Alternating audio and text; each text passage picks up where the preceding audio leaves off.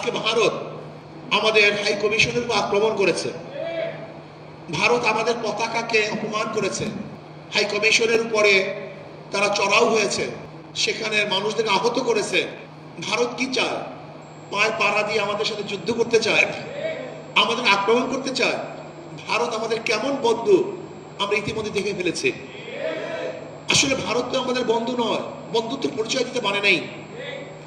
আজকে মমতা ব্যানার্জি যে বক্তব্য দিয়েছেন, এটা বন্ধুত্ব কোনো বক্তব্য হতে পারে না, এটা মনে হয় আমাদের শত্রুতার বক্তব্য দিয়েছেন। আজকে লোকসভায় যে বারবার বাংলাদেশ নিয়ে আলোচনা উঠছে, এটা বন্ধুত্বের পরিচয় নয়, শত্রুতার পরিচয় দিয়েছে।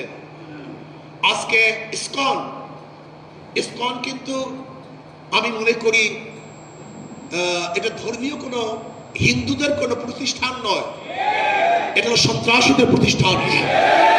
এদেশের হাজারো হিন্দুরা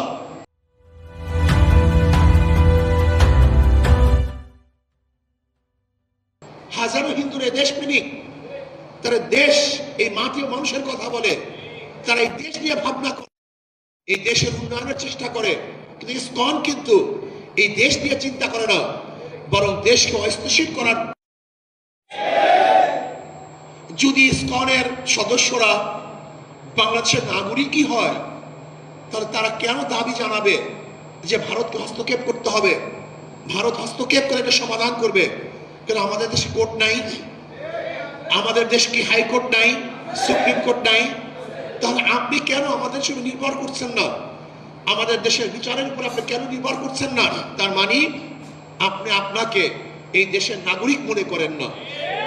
আপনি হয়তো বা কোনো দেশের এজেন্ডা পালন করার জন্য চেষ্টা করতেছেন, কোন দেশের এজেন্ডা বাস্তবায়নের ষড়যন্ত্র করতেছেন। আমি ইসকনকে বলবো, আপনি যে ষড়যন্ত্র করতেছেন, বাংলাদেশের জনগণ বারবার হাজারো ষড়যন্ত্র রুখে দিয়েছে, নস্যাৎ করেছে।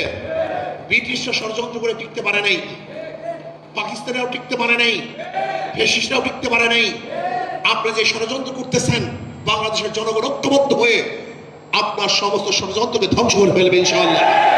প্রিয় ভাইয়েরা আমার, আজকে বাংলাদেশ নিয়ে ভারতের বক্তব্য স্পষ্ট আন্তর্জাতিক আইনের পরিপন্থী। ভারতের বক্তব্য এটা আন্তর্জাতিক আইনের লঙ্ঘন। ভারত আমাদের উপরে যুদ্ধ চাপিয়ে দেওয়ার ষড়যন্ত্র করতেছে, স্পষ্ট হুমকি দিচ্ছে। আমি ভারতকে বলবো, আপনি ভেবেছেন কি যে আমরা আপনাদেরকে ভয় পাই? বাংলাদেশের মানুষ ব্রিটিশকে ভয় পায়নি, পশ্চিম পাকিস্তানের কামান এবং ট্যাঙ্কে ভয় পায় নাই। আর বাংলাদেশের মানুষ ভারতকে ভয় পাবে? থোড়াই কি আর করে? কোনোদিন না।